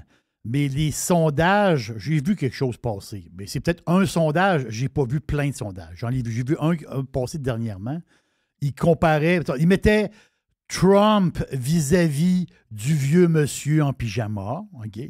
Et Trump battait le vieux monsieur en pyjama qui s'en allait directement dans un CHSLD. Après ça, tu avais DeSantis avec le monsieur en pyjama. Et c'est le gars en pyjama qui gagnait contre DeSantis. Ça veut dire, c'est ce bout-là qui est assez particulier. C'est particulier, ça. C'est assez particulier, puis je peux pas te dire exactement pourquoi. Je sais que si on se fie au sondage présentement pour les primaires, là, Trump gagne haut la main. Là. Peu importe même, je regarde pas un sondage en particulier. J'aime ça regarder les agrégats de sondage. Oui, je comprends. Puis n'importe quel agrégateur que vous allez l'utiliser, 538, n'importe quel autre, il y a une avance considérable entre les deux. Mais c'est long, là. C'est très, très long avant le premier État qui va décider. C'est plusieurs mois. Ça risque d'être quoi? Au printemps prochain, probablement. Je pense que c'est l'Iowa qui est le premier mois. D'ailleurs, DeSantis a passé beaucoup de temps là depuis quelques semaines. Ben, l'histoire là, que DeSantis, le Floridien, qui est plus ou moins connu ailleurs, moi, j'achète pas ça. Ça veut dire, Christophe, moi, je suis un Québécois et je le connais. Là. Ça veut dire, à un moment donné, là, Oui, arrêtez. mais moi, j'ai écouté mon Paul le matin. Arrête. Oui, OK, écoutez Paul. Puis Paul, lui, vous savez qu'à à Montréal, ben c'est la voix du bon sang. Oui. Et il a OK. parlé de l'arrivée de l'annonce de DeSantis d'aujourd'hui. OK, puis tu as l'audio? J'avais envie de vous faire écouter ça. Vas-y. Ah, shit. Et puis, je vais terminer en vous parlant des États-Unis.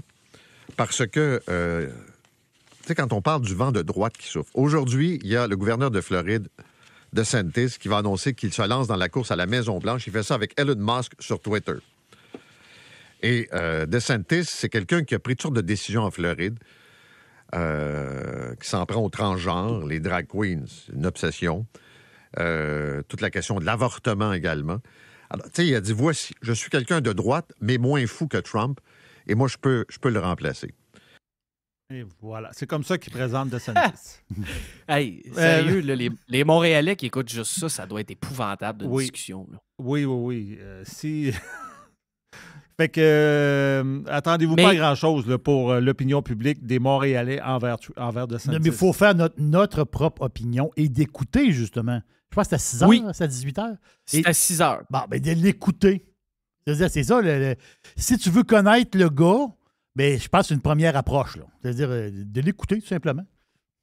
Oui, puis vous avez... il y a un paquet de bons podcasts aussi en ligne, si vous voulez le connaître un peu plus. Je pense qu'il avait fait une entrevue il y a quelques années avec Ben Shapiro, ou je pense que c'était peut-être un autre. En tout cas, il avait expliqué, parce que lui a déjà été élu au fédéral, Jerry, avant de devenir gouverneur.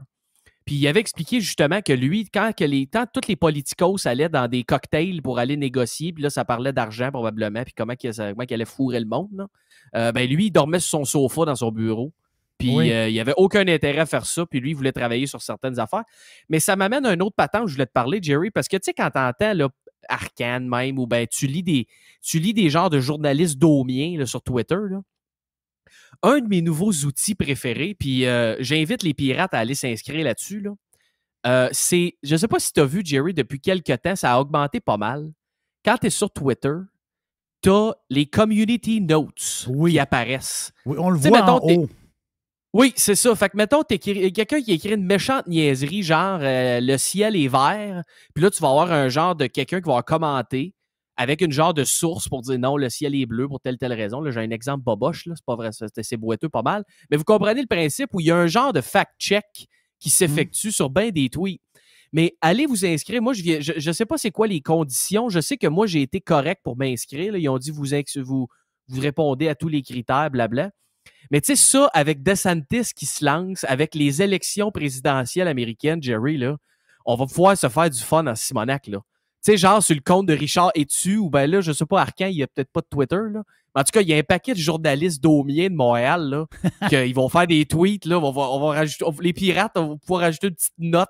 On va dire, ouais, non, ça, c'est pas vrai, ça, c'est plus ça. Puis là, tu peux, tu sais, évidemment, il faut que ça soit fait sérieusement. Puis il y a des votes. Fait que en faisant partie de la community notes, ben vous autres, vous allez voter. Fait que s'il y a quelqu'un, regarde, comme là, mettons, Arcan, il dit, il s'en prend au transgenre. Oui. Bon, ben là, quelqu'un qui fait un tweet avec ça puis qui sort des patentes, quelqu'un pourrait dire, en fait, il s'en prend pas aux transgenres. Il s'en prend aux chirurgies pour les mineurs, puis tout ça. Les transgenres de 27 ans, ils peuvent faire ce qu'ils veulent en Floride, tout comme les gays, tout comme un paquet de monde. Tu sais, comme la nouvelle, mettons, qu'est-ce qui est sorti? Je pense que vous en avez parlé hier, Jerry. L'annonce comme quoi la Floride est un État dangereux pour les Noirs. Oui. Bon, ben le président de ce groupe-là, il reste à Tampa. OK. Tu sais, fait que oui, j'ai vu ça, puis ça, c'est grâce à une community note que j'ai pogné ça, justement, qui disait, OK, bon, l'espèce de boss de ce groupe-là qui ont fait cette annonce politique-là pour dire que c'était dangereux, lui, sa ville, c'est Tampa Bay. Fait que, tu sais, c'est le genre d'affaires qui, souvent, c'est des pièces d'information qui sont assez importantes, puis les community notes, c'est vraiment révolutionnaire. Écoute, Elon Musk, on va regarder ça dans quelques années, Jerry, puis d'après moi, on va se dire, hey, il n'a pas payé cher pour Twitter. Ben, ça va finir comme quand George Lucas avait vendu les droits pour les Star Wars. Là. On pensait tous qu'il avait fait la pause, finalement. Il s'est fait fourrer solide. Il aurait dû demander des royautés ou quelque chose. Là. C'est vrai, c'est vrai. Hey, tu parles de... On parle des États-Unis. Tu dis que tu as des... Tu m'as écrit, tu as dit que tu as des chiffres. Tu m'as dit... Faire sa juste part. Ça c'est une cassette là, qui roule, qui roule depuis tout le temps. Faire sa juste part. Non, quasiment la moitié de ma paye s'en part. Je regarde ma paye, boum, il me donne une poignée de change. Là, faire sa juste part. Mais c'est... Oui. Ben, ça vient parce que vous connaissez, c'est pas la première fois que je vous en parle, même vous en parlez aussi, Charlie Bilello sur Twitter, qui est excellent. Oui. Puis dans un de ses courriels dans les dernières semaines, puis évidemment, il prend souvent ses courriels, il va faire... moi, je suis abonné à son infolette, là, puis il va faire plusieurs blocs, puis après ça, il va mettre les blocs séparés sur Twitter, puis les chiffres de 2022 sont sortis pour tous les impôts, puis tout ça, tu sais, les espèces de... c'est le Wall Street Journal qui a fait cette analyse-là. Il y a comme un rapport qui a été déposé là, par le comité sur la taxation, etc. Là, je regardais ça et je me disais, hey, la juste part. Juste te donner une idée, Jerry. Là. Aux États-Unis, il y a 10% du monde qui ont fait 200 000 ou plus l'année passée, en 2022. OK, 10% qui ont fait 200 000 et plus. Oui. Et ils ont payé 80% des impôts qui ont été payés au total. Fait que le top 10% qui font 200 000 et plus... Genre, qui sont là? Ben, un peu, hein? Parce que d'après moi, les services, le panier de services, il serait peut-être un peu moins important s'il n'était pas là. Donc, en résumé, pour être dans le top 10% aux États-Unis, il faut que vous fassiez 200 000 ou plus. Ils ont, donc, 10% des contribuables, Jerry, ils ont reçu 44% de tout le revenu disponible, mais ils ont payé 80% des impôts. Donc, quand on dit la juste part, là, c'est pas mal plus que la juste part. Puis en fait, les gens de 0,50 000, c'est une autre stat très intéressante. Les gens de 0, c'est parce que tu sais, les États-Unis n'ont pas beaucoup de programmes sociaux, eux, on le sait, les gens meurent dans la rue et tout ça. Les gens qui ont fait entre 0 et 50 000 au fédéral, ils ont payé moins 4,8 % de taux d'impôt. Donc, ils ont eu beaucoup de crédits remboursables et tout ça. Fait que finalement, ils sont dans le négatif, eux autres. Fait que quelqu'un qui fait en bas de 50 000 par année aux États-Unis ne paye pas d'impôt puis il en reçoit. C'est ça. Puis malgré ces stats-là qui sont un peu ahurissantes, là, top 10, je m'attendais à ce que ça soit quelque chose du genre. Mais le top 10% qui paye 80% des impôts, c'est quand même assez spectaculaire. Mais une des autres affaires qui était importante de parler, c'est que les taux moyens d'impôt. Et pour ces gens-là, comme je te dis, c'est pour les gens de 50 000, c'est moins que 0, donc ils ont reçu de l'argent.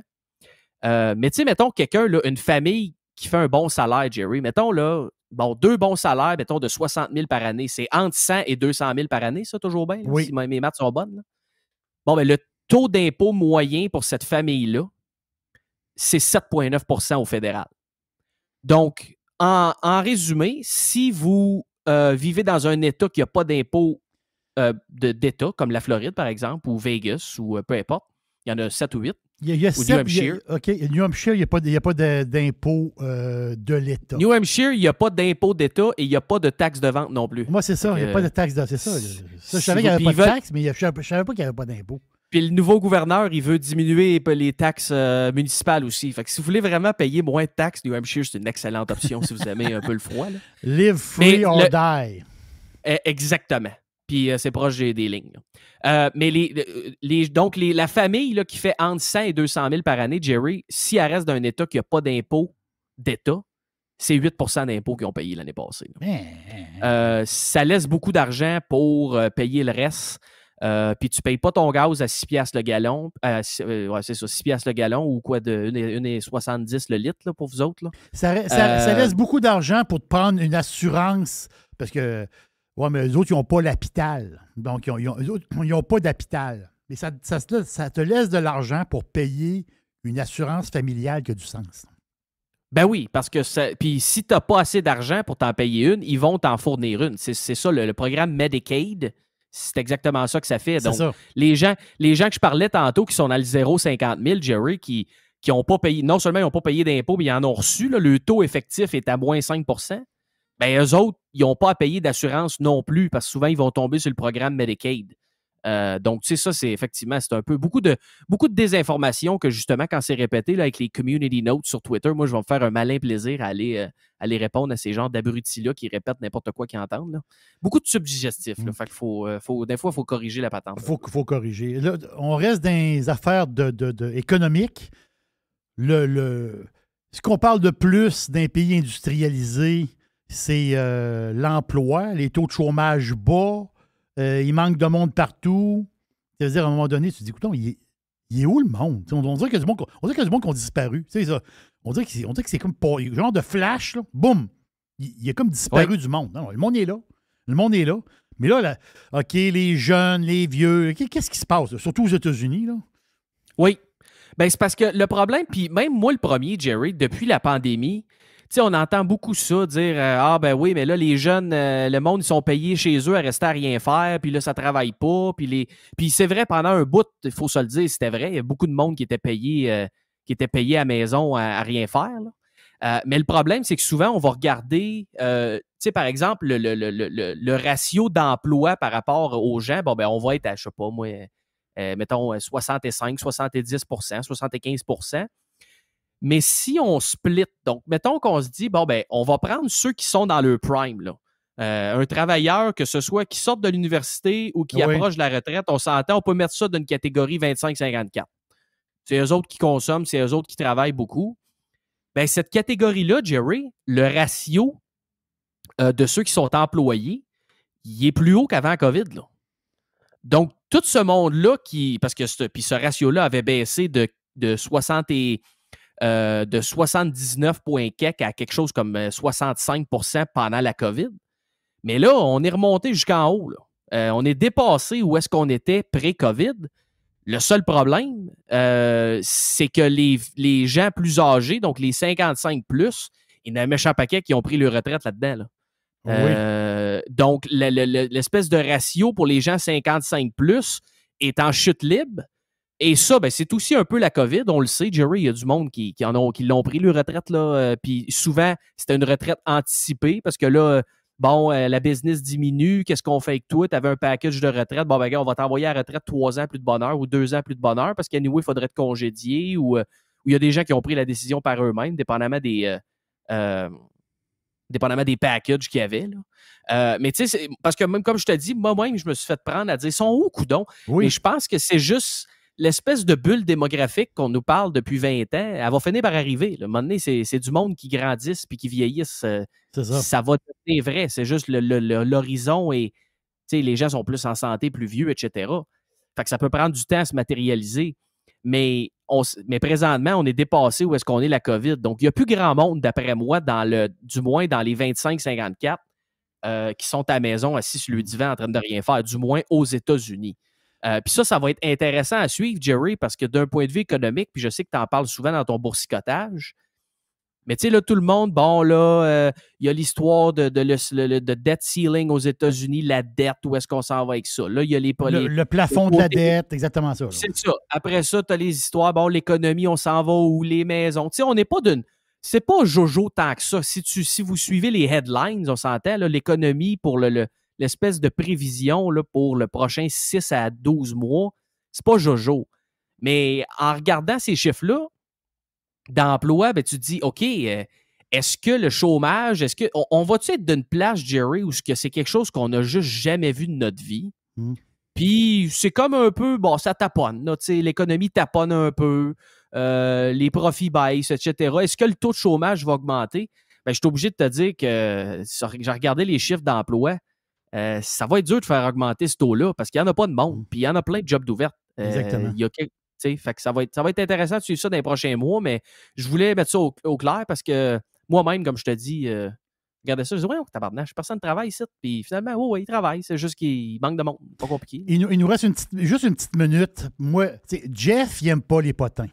Moi, j'aime pas. Moi non plus, moi, j'aime pas les potins. On n'est pas. Mais là, t'as un peu de potinage pour nous autres. Tu sais, Tiger Woods, il y a eu une femme tout à fait extraordinaire qui s'appelait Elin Nordengren. Oui. Il s'est passé des affaires. Elin a donné des coups de fer neufs dans sa fenêtre de char. Là, après ça, Tiger, il s'est fait péter les dents par une skieuse qui s'appelle Lindsey Vonn. Okay? Après ça, Tiger, il s'est amouraché d'une fille qui s'appelle Erika Herman. Mais là, Erika puis lui, ça marche pas bien.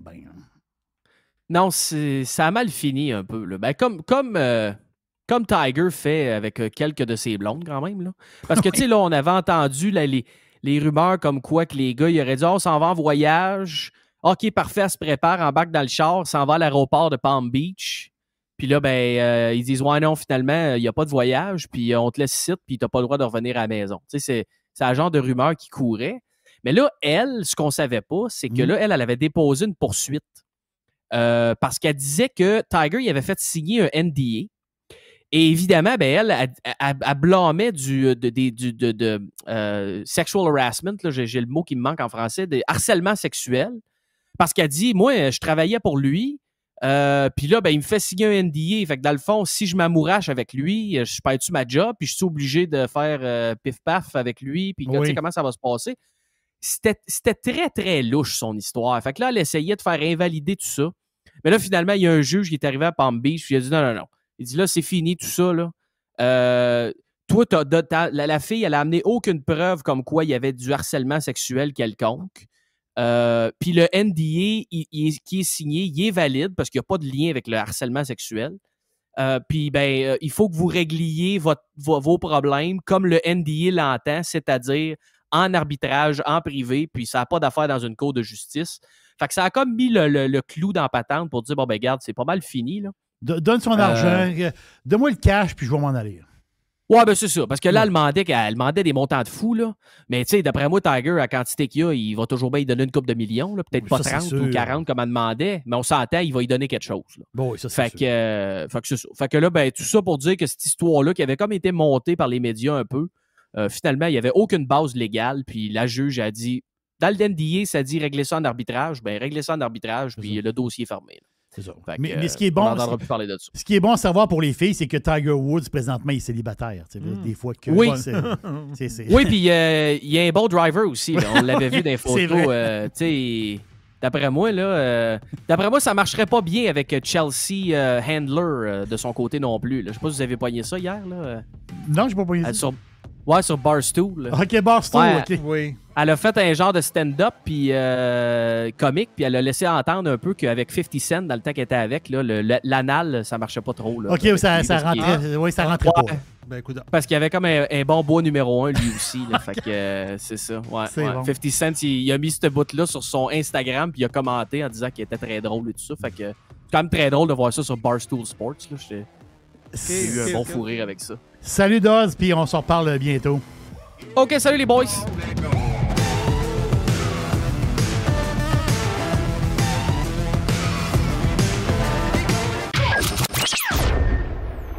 Radio Pirate. Loud noises! Radio Pirate. RadioPirate.com. A definite breakthrough step in home entertainment.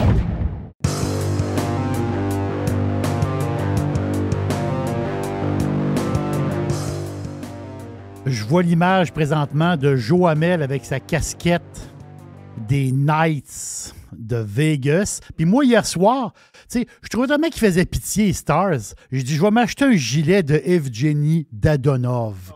Tu sais, juste pour les encourager quand même. C'est comme ancien partisan du Canadien. J'ai dit, Dadonov, ça me ferait un beau gilet vert. Là, vraiment. Qu'il aille en enfer, Dallas. Moi, non, une écoute, finale... je pense qu'on se dirige vers un balayage. Là. Puis, oui. Une finale avec, ça serait intéressant, je pense, Panthers, Golden Knights, deux Garde. équipes qui n'ont jamais gagné la Coupe. Voilà, 2 équipes qui n'ont jamais gagné la Coupe. Puis 2 équipes, on va se le dire, là, avec des joueurs le fun à voir jouer, sympathiques. Voilà. Il y a comme une espèce de mood de le fun dans ces équipes-là. Moins robotique, un peu plus humain comme équipe. Là. Fait que moi, je suis content. Si c'est cette finale-là... Ça fait des erreurs à l'attaque, mais au moins ça attaque, ça organise des jeux, ça essaye des choses. Comme tu dis, c'est pas mécanique comme jeu, c'est très passion. Moi, j'adore cette équipe-là. Depuis le début, je pense. Ça a toujours été mon équipe dans l'Ouest. J'aime bien Vegas. C'est sûr que j'étais fan d'Edmonton. Je voulais qu'Edmonton avance. Oui, des gros joueurs, c'est ça. Là. Puis, c'est quand tu vois McDavid et Draisaitl, tu peux pas ne pas prendre pour eux autres. Là.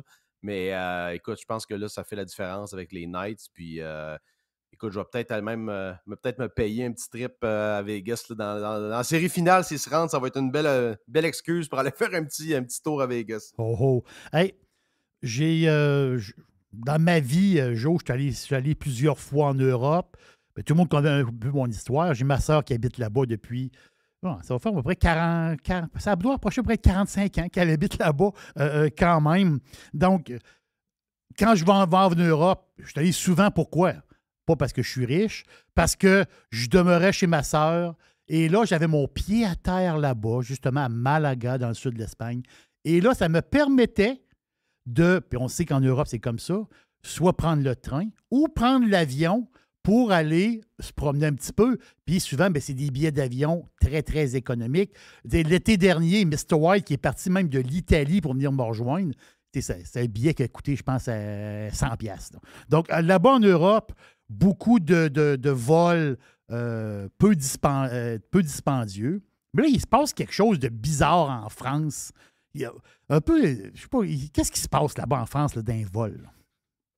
Écoute, j'ai pas les détails législatifs de ce règlement-là. Là. Ça vient de où? Mais ce que je comprends, c'est... Je pensais que c'était une fake news au début. Tu sais, des fois, ça sort sur un site, pas dire un peu douteux, mais tu sais, c'est pas... mais là, tu sais, quand c'est repris par Reuters, BBC, compagnie, tu comprends que je pense que ça commence à être pas mal officiel. Donc, la France qui bannit les vols intérieurs qui peuvent être remplacés par un trajet de train de 2h30 et moins. Tu vois, on peut dire en surface, c'est pas si pire, mais le principe, le précédent que ça crée, je pense que c'est extrêmement dangereux. C'est le genre de choses qu'on disait il y a quelques années en voyant venir justement la poussée décroissante et justement cette horde de néo-malthusiens qui veulent limiter notre niveau de vie. C'est le genre de choses qu'on disait éventuellement, ils vont limiter les vols. Et on disait non, ça n'arrivera jamais. Puis tout le monde se la ferme, tout le monde accepte ce genre de narratif-là at face value. Mais là, on a un exemple concret d'un pays qui bannit les vols sur des courtes distances. Puis ça pourrait être étendu parce que je pense que Greenpeace, à l'époque, là-bas, demandait 6 heures de train. Voyons. Non, pas 2h30. Donc, ça traverse la France au complet. Voyons donc. Toute la France au complet. Donc, c'est des affaires de fou. En passant, c'est sûr que là-bas, il y a des trains plus haute vitesse. Là. C'est pas la même chose qu'ici, mais je vous donne un exemple. Ils ont relancé le trajet de train entre New York et Montréal avec Amtrak. Tu arrives à la gare centrale ici à Montréal. Tu comment ça prend le temps, Jerry, New York-Montréal? New York-Montréal, d'après moi, ça va être un genre de quoi? Un genre de 9 heures? 11 heures. 11 heures. Et puis ça coûte à peu près le même prix qu'un vol. Tu sais, un vol Montréal-New York, dans une bonne journée, ça peut coûter quoi? Même pas 200$ des fois, tu sais, 250$. Donc, il doit faire plusieurs arrêts, je peux pas croire. C'est parce que ça passe, tu sais, par les Adirondacks. C'est quand même une longue distance, là. Mais c'est quand même incroyable. 11 heures, je dis pas 3-4 heures, là, mais là, 11 heures pour un vol de 50 minutes, ça n'a aucun sens. Ils tentent vraiment de nous enfoncer le train dans la gorge, un moyen de transport qui décline en Amérique depuis depuis le 19e siècle. C'est pas un endroit fait pour le train. Je l'ai pris, moi, plusieurs reprises. Montréal-Québec. Je l'ai même pris une fois pour aller à Toronto, Jerry. C'est quand même long. On parle de 5 heures. Là. Coupe-moi ça de moitié, puis peut-être que j'y penserais. C'est ça, ben. Encore une fois, tu sais, le problème avec les putains d'aéroports, Montréal-Toronto, c'est un exemple de vol là, qui prend 45-50 minutes. Mais le problème, c'est que tu passes 1 heure presque chaque bord à l'aéroport à te faire chier. Donc, tu sais, de passer 2h30, 3 heures en train où tu peux peut-être travailler, tu as le lunch, tout ça, je le ferais probablement. Tu arrives en plus Union Station, là, directement centre-ville de Toronto, ce qui n'est pas mauvais. Par contre, à partir du moment où tu imposes des restrictions comme on voit en France, on sait très bien où ça mène. Et moi, je pense que c'est misguided. Alors que tu vois des pays, tu vois des grandes lignes aériennes comme Turkish Airways, tu vois, je pense en Inde aussi, tu as qui d'autre qui a acheté une flotte de 787, c'est Air Canada. Donc, la plupart des grandes lignes aériennes rachètent des avions de moyenne et de grande taille, et même des avions monocouloirs, donc pour qui on avait parlé, je pense, là-dessus là, dans les semaines précédentes, parce que les monocouloirs là, qui étaient avant restreints au vol domestique commencent à faire de l'international également. Donc, il n'y a rien qui pointe quand tu regardes à une diminution des vols. C'est purement poussé dans la gorge par décret et par le biais de loi là, poussé par des régimes qui sont influencés par les activistes écologistes. Et ça, tu sais, encore une fois, les gens laissent ça aller. Ah, on parle pas, on veut pas trop avoir l'air des extrémistes qui sont anti-environnement. Mais à la limite, à la fin de la journée, c'est votre mode de vie qui va être restreint, qui va changer. Puis là, on va dire ah, mais là, on ne l'a pas vu venir. T'as la Floride. La Floride qui vient de. Ben, on l'a vu, là, c'est Brightline là, qui vient de le train Orlando, je pense qu'il descend jusqu'à Miami. Ça. Mais ils n'ont pas dit on part le train puis on veut qu'il y ait moins d'avions. Pas se comprendre. Eux autres, c'est un plus. C'est un plus. Il faut que ça circule. Il faut que les gens circulent. Il faut que ça bouge. Il faut que ça brasse. Tandis que là, oui, c'est un ensemble de moyens de transport. C'est un ensemble. J'ai entendu parler de ce train-là. Apparemment que c'est très bien. Si tu, par exemple, tu peux atterrir à Fort Lauderdale puis aller à Palm Beach, normalement, ça fait chier un peu en Uber ou si tu n'as pas de voiture. Là. Fait que tu peux prendre le train entre deux villes. Même chose si tu veux aller dans le coin de Miami. Mais tu sais, c'est... Comme tu l'as dit, ils n'ont pas fait ça en remplacement. C'est toujours des projets de fous avec des dépassements de coûts incroyables. Il y a un projet en Californie, le High Speed Train, là, qui a une histoire de fou de plusieurs milliards, je pense, qui n'est pas encore fini. Donc, c'est catastrophe par-dessus catastrophe. On le voit ici, le REM pas encore lancé. On annonce encore des dépassements de coûts et des délais. Pas besoin de parler du tramway de Québec. Donc, il y a une espèce d'obsession avec le train, avec la gauche radicale qui est maintenant au pouvoir, là, qui est arrivé au pouvoir avec ses déguisements. On peut penser au maire Marchand, qui, en élection, était beaucoup plus modéré sur cette question-là. Mais là, on se rend compte qu'ils ont des agendas très autoritaires sur l'imposition de nouveaux de modes de transport très, très stricts. Et là-dessus, je te fais un pivot, Jerry, excuse. Je ne sais pas si tu as vu en fin de semaine, il y a eu un réel, en fin de semaine passée, il y a un énorme bordel sur la 20 ouest en direction de l'aéroport. Vous savez comment c'est fait pour aller à Pierre-Éliott-Trudeau? Exactement. Tu as la grosse... L'autoroute 20 à la hauteur, là, l'échangeur Turcot, ils ont fait des énormes rénovations. Joe, ça nous stresse tout le temps. À un moment donné, on pogne un genre de petit ralenti. Puis à chaque fois qu'on... Tu juste pogner un petit ralenti, tu dis, coudonc, on va-tu pogner un méchant bouchon? Dans ta tête, mais là, il y a eu un vrai bouchon. Là. Non, là, on parle de 3 heures. Il y a des gens qui ont manqué leur vol. Il y avait un article, je pense que c'était dans la presse, qui disait qu'il y avait une famille avec un bébé, je pense, de 16 mois, pogné 3 heures dans le trafic. Donc... Il y avait des jeunes aussi, Joe, il y avait des jeunes qui s'en allaient, je pense, en... il était, je pense, une vingtaine de jeunes là, qui arrivaient de Sherbrooke. Eux autres, ils s'en allaient, je pense qu'ils s'en allaient en Méditerranée quelque part. Puis là, eux autres, ils ont manqué leur voyage. Ils étaient pris dans l'autobus, puis ça avançait pas pantoute, là. Ben là, ça se lance la balle. Là. Il y a la Ville de Montréal, parce que c'est de ressort provincial, vu que c'est une autoroute. Il y a certains tronçons, je pense, il y a certaines sorties que c'est la Ville de Montréal, c'est les arrondissements, etc. Donc, ça se lance la balle. Mais au final, on se rend compte qu'il n'y a jamais vraiment de considération quand c'est le temps de fermer des routes. On ne pense pas que c'est une artère principale et critique qui s'en va à l'aéroport. On ne pense pas que ça peut avoir des implications majeures au niveau social et économique. Tu ne peux pas fermer une route qui va à l'aéroport. C'est quoi cette affaire de fou-là? Puis c'est à se demander, écoute, on peut même être conspi un peu. Là. Moi, je suis en train de me demander s'il n'y a pas une espèce de...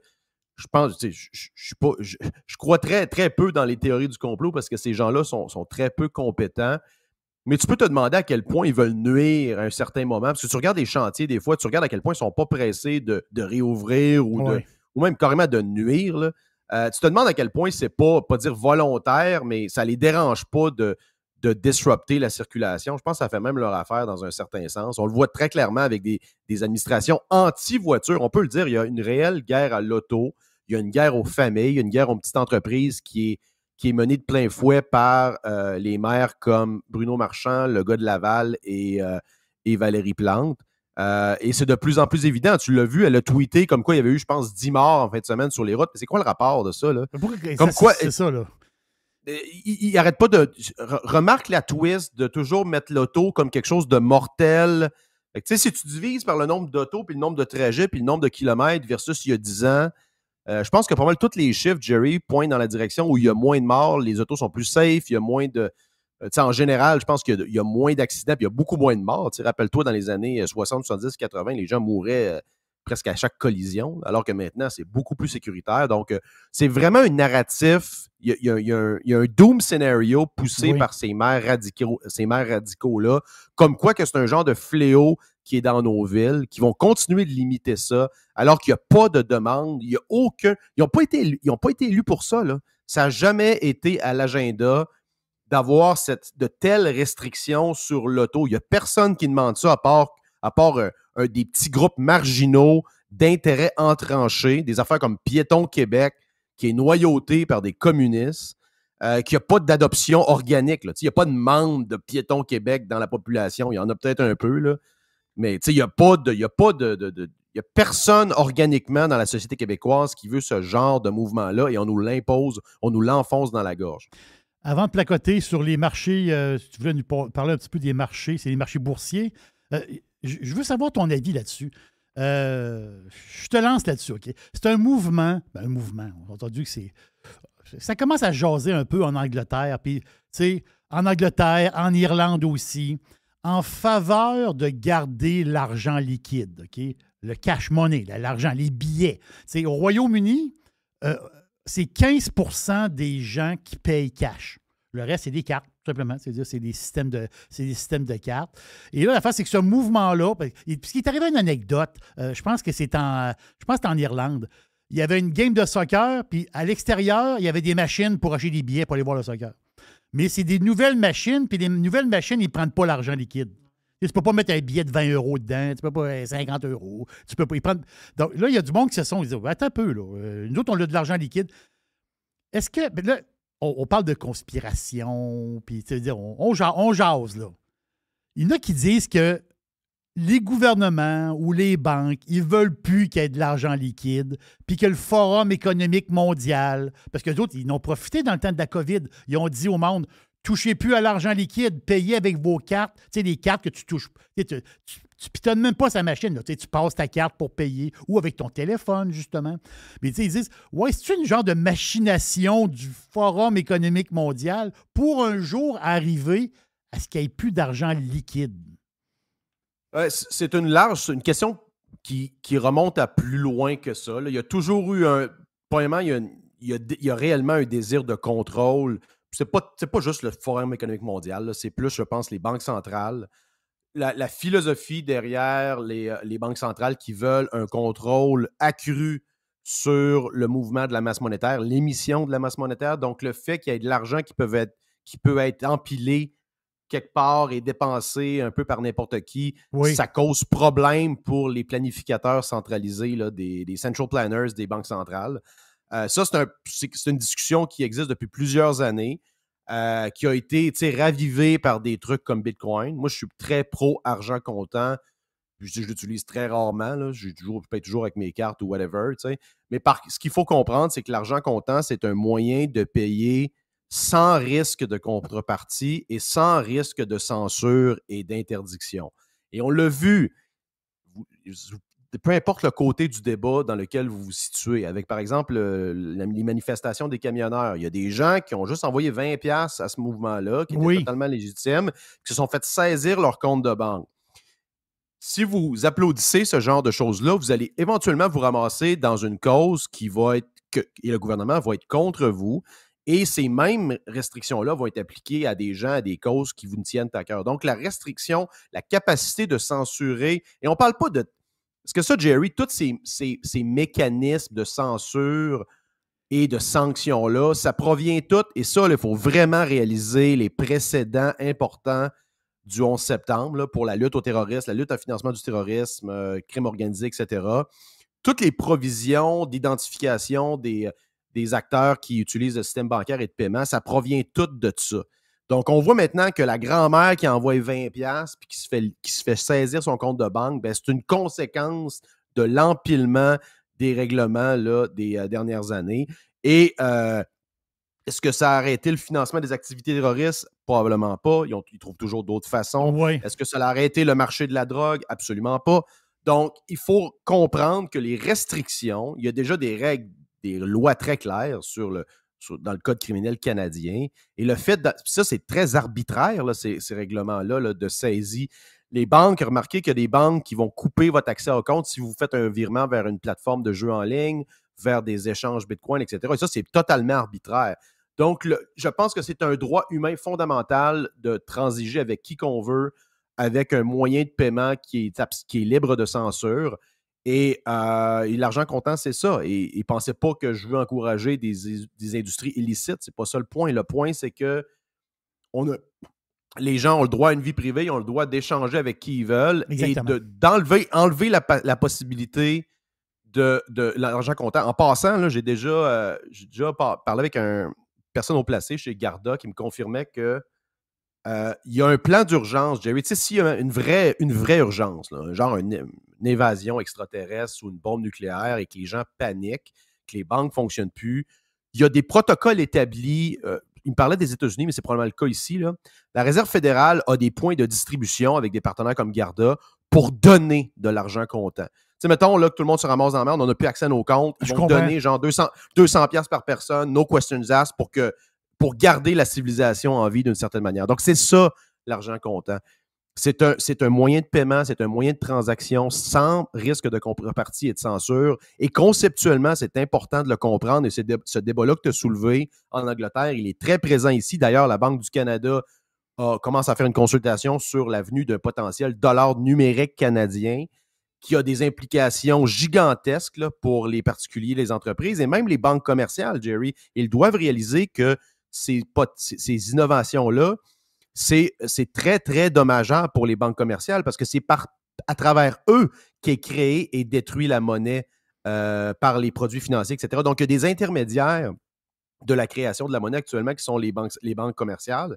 Et je ne pense pas qu'ils sont très gagnantes de donner plus de pouvoir à la Banque du Canada pour émettre et réduire la masse monétaire et limiter la circulation. Là. Tu voulais nous dire un petit mot en terminant sur les marchés. Qu'est-ce qui se passe? On va le dire, les marchés sont un peu, c'est ça, c'est un peu comme, on dirait qu'il y a comme une espèce d'attente un peu sur les marchés. C'est le feeling que j'ai présentement. Donc, qu'est-ce que tu as à dire là-dessus?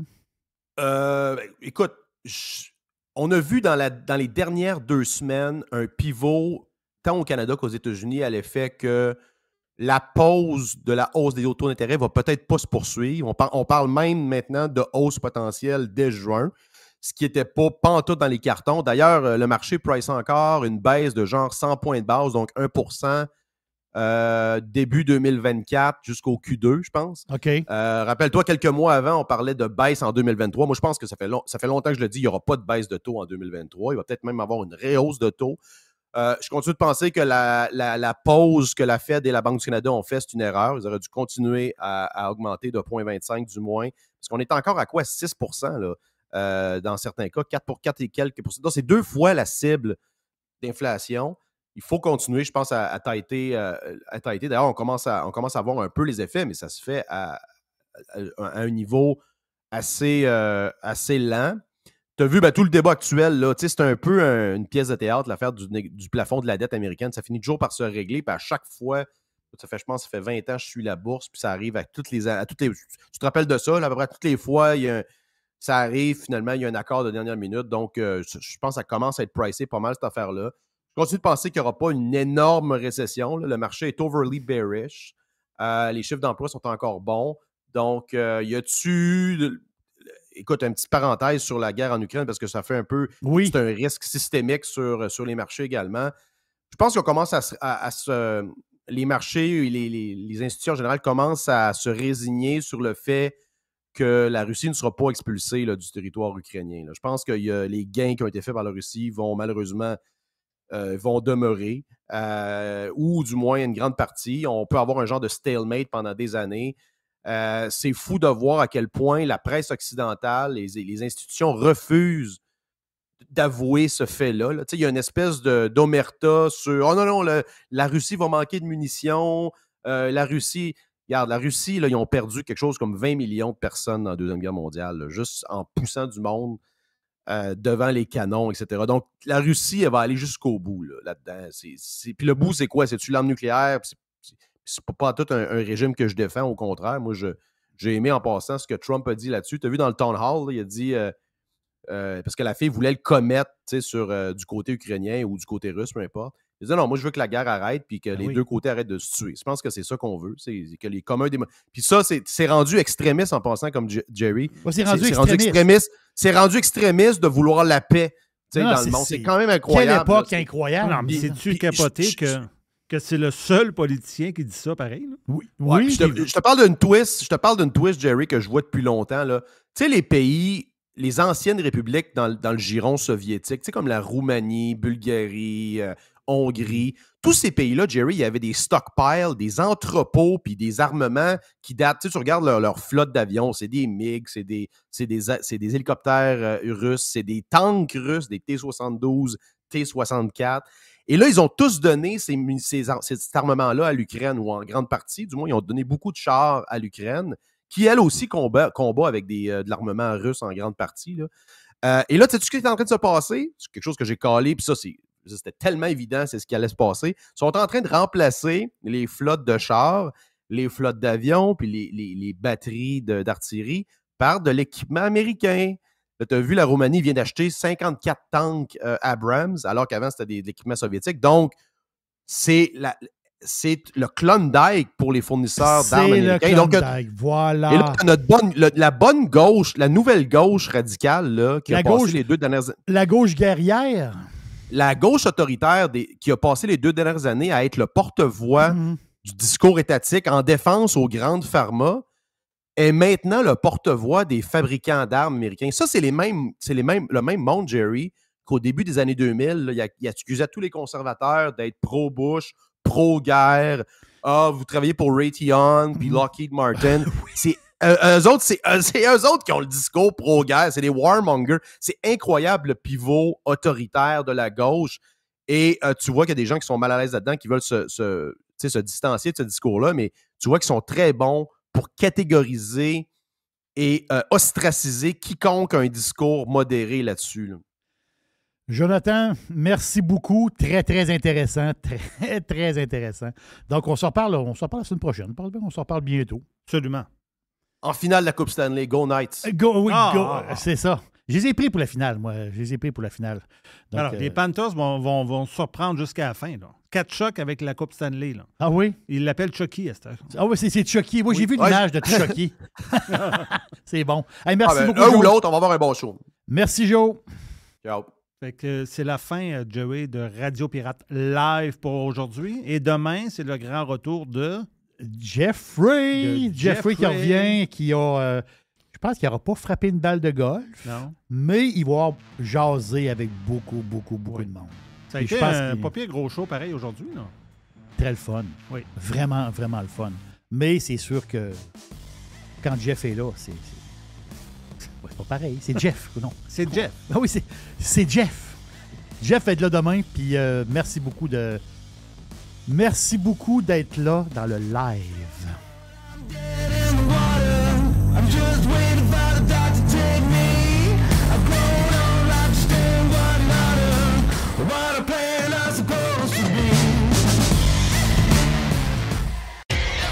Thanks for listening to Radiopirate.com. Radiopirate.com.